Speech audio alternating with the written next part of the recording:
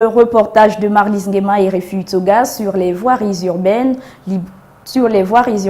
à Libreville, où les travaux se font de manière continuelle sur les différentes artères de la capitale gabonaise du fait de la dégradation presque constante de ces routes. Il y a quelques mois seulement, les travaux d'aménagement de la voie du quartier Apostrophe étaient salués par les populations, mais quelques temps après, c'est la désolation. Regardez. Libreville, une ville où il fait bon vivre. Le président de la République, Ali Bongo Ondimba, a affirmé que la modernisation de la capitale gabonaise se poursuivra. Cette modernisation sera réalisée à travers un nouveau schéma directeur dont l'élaboration a été confiée à l'Agence nationale des grands travaux. Mais sur le terrain, le constat est tout autre. Comme vous pouvez le constater, la voie commence à se dégrader, ce qui n'est pas du tout normal. Ça fait même pas du temps qu'ils ont bitumé cette voie, mais on constate que au fur et à mesure qu'il y a des eaux qui se déversent dessus, la voie a commencé à se dégrader. On vient à peine de refaire la route, ça fait on va dire a priori 5 mois, mais elle se dégrade, c'est dû à un mauvais tracé de la route. C'est-à-dire en fait on a un ancien caniveau là, qui n'est pas curé depuis des années, et lorsqu'il y a de l'eau, l'eau remplit le canal et puis à la suite ça se déverse sur la route. Et vous savez que l'eau est l'une des forces de la nature, donc elle est obligée systématiquement de gaspiller le goudron. Quand on confie des sociétés, des travaux, qui puissent faire de bon travail, c'est pas même pas quelques mois et puis c'est comme ça, c'est pas bien. C'est vous les médias, hein? Parler toujours de ce genre de choses-là, parce qu'on ne peut pas. Hein? On ne peut pas. Quel genre de matière ils utilisent pour que ça soit comme ça? Moi, je ne comprends pas. Le développement du Gabon passe par des voies bitumées faites de bons matériaux, à l'exemple du boulevard Triomphal.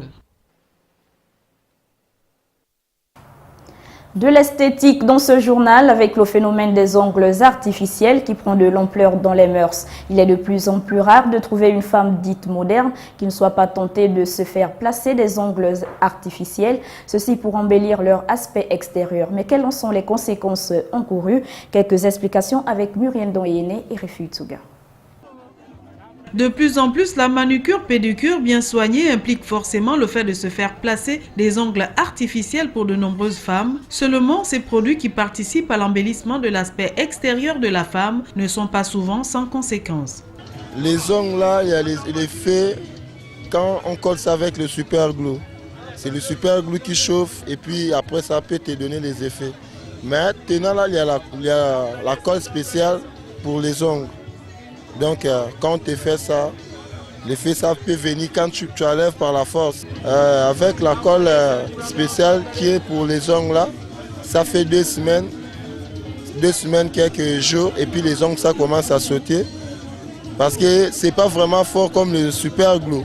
Super glue ça fait les mois, c'est pour cela que ça fait gaspiller les ongles. Pour certaines de ces femmes qui tiennent tant à leur beauté, un bon choix des produits s'impose, ainsi que la fréquence de leur utilisation. Mais au contraire, lorsqu'on colle successivement, ça abîme les ongles naturels. Donc l'entretien à mon niveau, je préfère garder les ongles naturels. Mais il y a des occasions, lorsque j'ai des sorties, où je vais à l'église, où je vais dans les cérémonies de mariage, je colle des ongles. Juste pour embellir l'état naturel de mes ongles. Avis donc aux femmes et surtout à toutes celles qui consomment parfois de manière abusive ces produits, ceci dans le but de s'en préserver d'éventuelles maladies et autres conséquences irrelatives. Par ailleurs, les femmes ne sont plus les seules détentrices du secret de la maîtrise de l'esthétique, du fait d'une grande tendance masculine à s'intéresser des métiers dits de femmes tels que la manucure-pédicure qui attire de nombreux jeunes gens qui le pratiquent sans complexe. Retrouvons une fois de plus Muriel Doyene et Refu Tsuga. De l'esthétique par les hommes, une activité qui attire encore bien des regards interrogatifs au sein des sociétés africaines, ceci du fait de l'appropriation de ce type de métier par les femmes. Mais de nos jours, plusieurs jeunes gens s'y investissent et l'exercent sans complexe. On a pris ça à l'école, on a fait l'esthétique. C'est le métier comme tous les métiers. On fait les ongles à tout le monde, on fait à tout le monde, comme l'homme, comme la femme. Le métier en tout cas c'est vraiment volontaire. Quand tu as ta volonté de faire quelque chose, c'est ça qui fait que tu peux connaître aussi vite. C'est la volonté vraiment. En tout cas, c'est la volonté. S'il est vrai que l'esthétique reste un métier qui devrait être pratiqué par tous au même titre que tous les autres, certaines mauvaises langues n'hésitent pas de qualifier de louches ces hommes qui le pratiquent. J'ai la femme, j'ai des enfants. Je ne suis pas gauche, je suis vraiment bien normal. Je gagne ma vie dans ça, je m'en sors bien, ça ne me dérange pas. Je travaille. En tout cas, je n'ai pas la honte, c'est le boulot. Je ne fais rien du mal, c'est le boulot. Tout compte fait, l'esthétique reste un métier ouvert à tous. L'expérience aidant, l'on peut bien gagner sa vie en le pratiquant. Comme quoi, il n'y a pas de sot métier, il n'y a que de sottes gens. Et puis cette rencontre entre le président de Ali Bongo Ondimba et l'ancien Premier ministre Jean Eyé-Guendon, qui est au centre de toutes les conversations et analyses. La semaine écoulée, le chef de l'État s'est entretenu avec le candidat à la tête de la municipalité de Libreville 24 heures avant son annonce en qualité de candidat au scrutin de novembre de l'année en cours. Le contenu de leur échange reste secret, mais l'intérêt de la nation est la leçon à retenir pour les analystes. Kenyo Ngouri et Rifu Tsuga.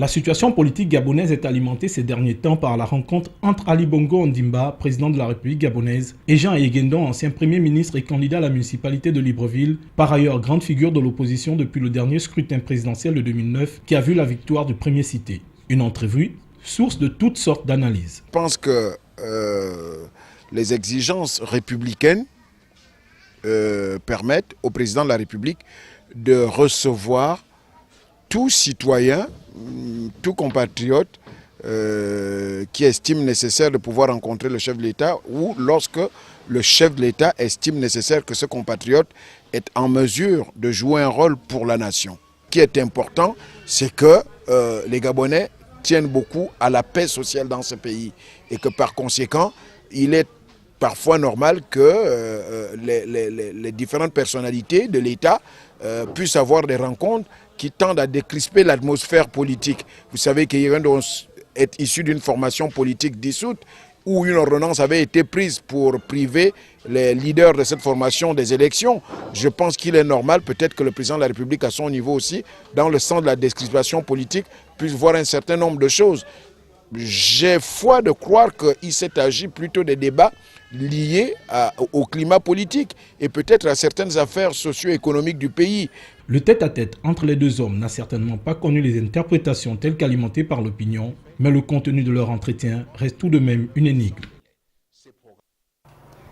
Parlons sport à présent avec la 7e édition des Jeux de la francophonie prévue du 7 au 15 septembre prochain et démarrée dans quelques jours à Nice en France. À cet effet, le Gabon a qualifié plusieurs disciplines sportives, parmi lesquelles le tennis de table. Pour mieux aborder cette compétition, les pongistes gabonais ont effectué leur mise au vert sur le territoire national, faute de moyens conséquents. Les détails dans cet élément de Douglas Tontoum et Refu Tsuga.